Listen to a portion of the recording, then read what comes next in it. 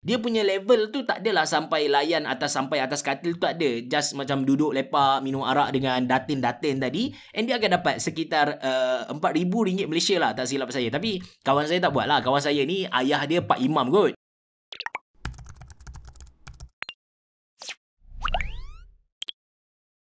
Assalamualaikum warahmatullahi wabarakatuh. Selamat datang ke channel Ashraf Jeffrey. Yang mana dekat channel ni saya tak nak cerita tentang barang-barang komputer seperti di channel YouTube Mona Lisa PC, tapi saya just nak kongsikan pengalaman dan juga pendapat peribadi saya. Anda tak payah nak tonton video ni pun tak ada masalah. Anda just tekan play dan dengar apa yang saya nak membebel, which is dalam video kali ni saya nak kongsikan dengan anda satu dark side, satu sisi gelap orang Jepun yang tak ramai orang tahu benda ni. Saya tahu cerita ni dari kawan-kawan Jepun, senior-senior Jepun saya dululah. Mungkin bagi sesetengah orang dia tak setuju benda ni, tapi ini adalah realiti yang berlaku pada 2013. Sebelum tu saya nak minta maaf kalau video ni menyebabkan ada orang yang tersinggung. Saya just nak kongsikan apa yang saya dengar lah.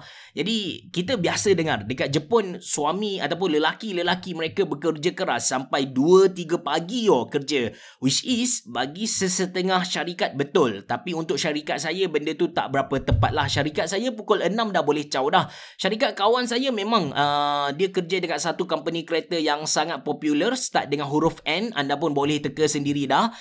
Dia balik sampai pukul 2-3 pagi. Memang penat gila. Kalau tengok hidup dia tu memang Tapi sekarang alhamdulillah dia dah boleh beli rumah dekat Jepun, tapi company lain lah. Dia dah berhenti dari company tu, dia pergi ke company yang US sikit, dekat Jepun juga, tapi company yang dimiliki oleh US. Cara kerja pun sedikit berbeza dengan cara kerja orang Jepun. So dia bahagia dah beli rumah, ada anak, ada isteri dah dekat sana. Alhamdulillah, saya happy untuk dia. Memang kawan dari sekolah menengah rendah lagi, menengah rendah, menengah atas, sampai ke Jepun dah. So dekat Jepun ni ada company yang memang dia push pekerja dia sampai lewat malam. Ada company yang memang tak tekan sangat pekerja. Tapi untuk company yang tak tekan pekerja ni pun ada yang balik pukul 6 petang tapi sampai dekat rumah pukul 1-2 pagi macam tu. Bukan mereka nak balik pukul 1-2 pagi, tapi keadaan semasa mendesak mereka supaya balik lewat macam tu. Biasanya golongan-golongan ni dia akan dia akan keluar dari tempat kerja, lepas tu dia akan pergi melencong lah. Normally dia akan pergi ke pachinko. Pachinko ni ialah tempat judi yang kita masukkan guli-guli, akan keluar guli-guli bagai itulah. Anda boleh search pachinko, Pachinko, CHINKO, Pachinko. Dia macam slot game macam tu lah. Cuci duit bagai. Dia memang judi, and benda tu memang diharamkan. Ingat, kita orang Islam bukan hidup semata-mata, hidup di dunia semata-mata. Kita ada akhirat yang menanti kita. Nampak tak? Macam ustaz sikit kan. So dia akan lepak-lepak dekat situ, dan bila sampai malam dia akan lepak dengan kawan-kawan dekat kedai makan kan. Lepas izakaya, dekat Jepun dia ada kedai-kedai lepak minum arak tu nama izakaya. Belum habis lagi, parti mereka tak habis lagi. Mereka akan pergi kepada parti kedua, Nijikai. Nijikai ni adalah dua dalam bahasa Jepun. Jikai adalah Nijikai. Sanjikai. Stage second stage ke? Second stage aku senang nak faham. Dia akan pergi ke second stage, which is mereka akan berkaraoke, huha, dan sesetengah dia akan habis sampai karaoke lah. Tapi kalau kita go deep lagi, ada sesetengah orang tu dia akan pergi kepada Sanjikai. Sang 3, Jikai, stage yang ketiga, which is mereka akan start main perempuan dan sebagainya lah. So sampai sini mereka dah lempias nafsu dan sebagainya. Pukul 2-3 pagi sampai rumah dah penat dan dia tidur. Esok dia ulang benda sama lah. Dia keep repeating hidup macam tu. So persoalannya sekarang, apakah yang mendesak hidup mereka supaya mereka tak balik awal dari tempat kerja? Kenapa mereka terpaksa melencong ke pachinko, lepas pachinko pergi minum arak, lepas minum arak mereka pergi karaoke, dan last kali mereka main perempuan kan? Jawapan dia ialah isteri mereka sendiri. Nampak tak? That's why saya bagi tahu ini adalah dark side dekat Jepun. Tak ramai saya rasa orang tahu benda ni, but ini yang saya dapat dari kawan-kawan dan juga senior-senior dekat Jepun lah. So orang Jepun dia ada satu culture. Bila mana mereka berkahwin, isteri ni akan berhenti kerja. Which is culture ni saya tak pasti wujud lagi ke tak sekarang, tapi saya bercakap pada tahun 2013 lah. Jadi mereka berhenti kerja dan rely on suami 100%.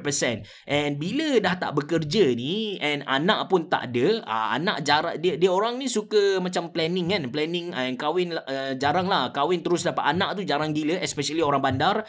So mereka akan duduk rumah boring-boring tak tahu apa. So mereka pun ada kelab ahli mesyuarat tingkat. Zaman Doremi kan, Piramli dulu kan ada ahli mesyuarat tingkat tu. So dekat Jepun ni dia ada club housewife macam tu lah. So ada ahli mesyuarat tingkap and geng-geng ni dia suka mengumpat tau. Dia suka mengumpat, ni adalah benda-benda yang biasa sangat. Geng-geng makcik-makcik ni kan, dia akan mengumpat bila ada suami A ni balik awal, dia akan bagi tahu dekat kawan-kawan, suami A ni balik awal, pemalas ni, mesti kena buang kerja, something like that lah. And A ni disebabkan dia tak nak orang mengata dia tak nak rasa malu dan tak nak diboykot oleh ahli mesyuarat tingkap tadi, maka dia akan marah suami dia. Kenapa balik awal gini ni? Suami B dia balik pukul 2 pagi, kerja keras, kenapa hang balik awal? So atas dasar tu si suami dia tak akan balik awal. Sebab dia pun nak jaga pride isteri dia dan sebagainya, ataupun dia bosan dengan isteri dia. And bila kita tengok, ini adalah satu kitaran yang bodoh lah bagi saya. Ini adalah satu kitaran yang bodoh dan diakui oleh senior dan juga kawan Jepun saya. Cuma dari sini kita akan keluar satu soalan tau. Satu soalan, which is suami kan dia dah balik lewat malam and dia dah settle, nafsu dia dah settle. Perempuan ni dia nak akan benda tu. Kita tak dapat nafikan yang perempuan pun nak benda sama kan. Perempuan pun nak yalah, kita cakap nak lempias nafsu mereka. Tapi suami dah penat gila lah, lagipun dah mabuk lah, balik pun dah mabuk, dah penat dan dah happy dah. Suami tak nak dah benda tu.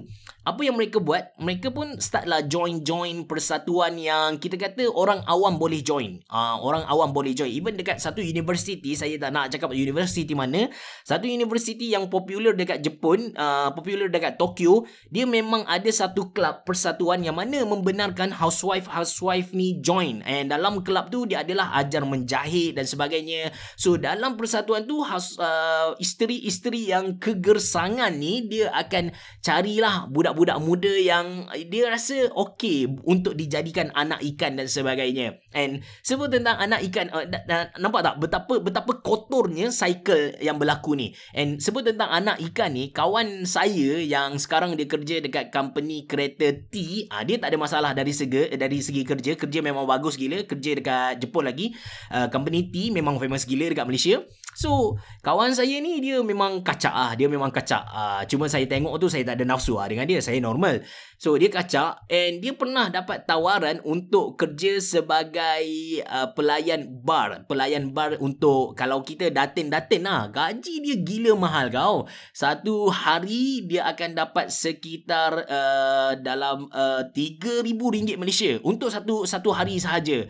Dia punya level tu tak adalah sampai atas katil tu, tak ada, just macam duduk lepak minum arak dengan datin tadi, and dia akan dapat sekitar RM4,000 Malaysia lah, tak silap saya. Tapi kawan saya tak buat lah. Kawan saya ni ayah dia pak imam kot.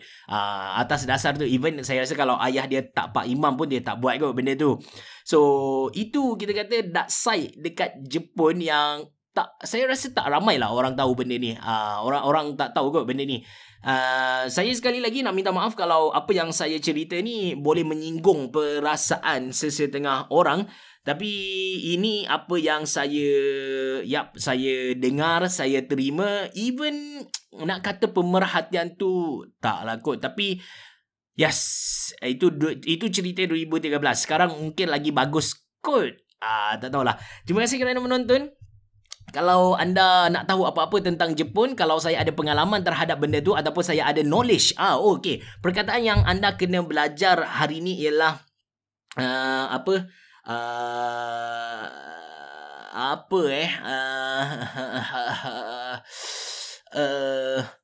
kita belajar overtime lah. Zanggyo, Zangyo,